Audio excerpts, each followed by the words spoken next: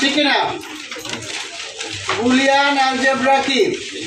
George বুল প্রদত্ত যুক্তির উপর নির্ভর করে গণিতের যে শাখা উদ্ভাবিত হয়েছে তাকে বুলিয়ান অ্যালজেব্রা বলে। ক্লিয়ার কিনা সবার কাছে? দ্বিতীয় প্রশ্ন লিখিয়েছিলাম বুলিয়ান স্বতঃসিদ্ধ কি? বুলিয়ান স্বতঃসিদ্ধ কি? বুলিয়ান অ্যালজেব্রায় যোগ ও গুণের কাজ করার জন্য যে সকল নিয়ম কানুন মেনে চলতে হয় তার সমষ্টিকে বুলিয়ান স্বতঃসিদ্ধ বলে।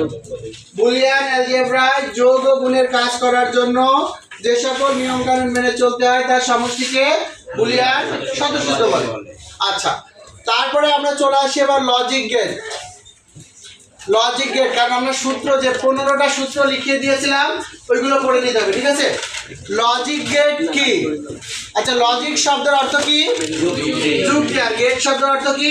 বর্তনী। বুলিয়ান অ্যালজেব্রায় ব্যবহারিক কাজের জন্য যে যুক্তি বর্তনী ব্যবহার করা হয় তাকে লজিক গেট বলে। এই লজিক গেট প্রধানত কয় প্রকার?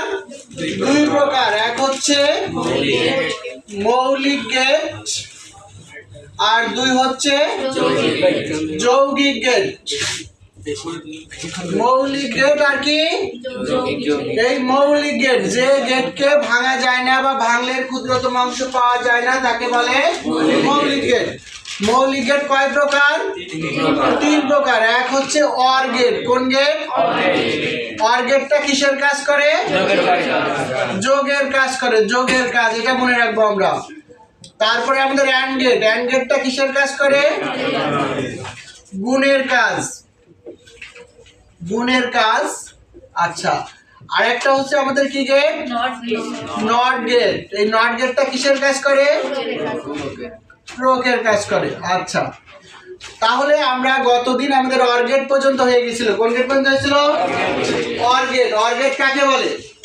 বুলিয়ান অ্যালজেব্রায় যোগের কাজ সম্পন্ন করার জন্য যে যুক্তি বর্তনী ব্যবহার করা হয় তাকে অর গেট বলে, ঠিক না? অর গেটের বৈশিষ্ট্য হচ্ছে অর গেট দেখতে বাঁকা চাঁদের মতো। দুই নম্বর বৈশিষ্ট্য হচ্ছে এর ইনপুট সংখ্যা একের অধিক কিন্তু আউটপুট সবসময় একটি। ক্লিয়ার? তিন নম্বর বৈশিষ্ট্য হচ্ছে অর গেটের যে কোনো একটা ইনপুট সত্য হলে আউটপুট সত্য হয়। কথা ক্লিয়ার? আচ্ছা, এখন তাহলে আমাদের এটা দেখতে কেমন ছিল? বাঁকা চাঁদ। আর ইনপুট কয়টা? মিনিমাম দুইটা, তিনটা, চারটা, পাঁচটা হতে পারে, ঠিক আছে? আর আউটপুট সর্বদা কয়টা? ইনপুট যদি আমাদের এ বি হয় আউটপুট কি হবে?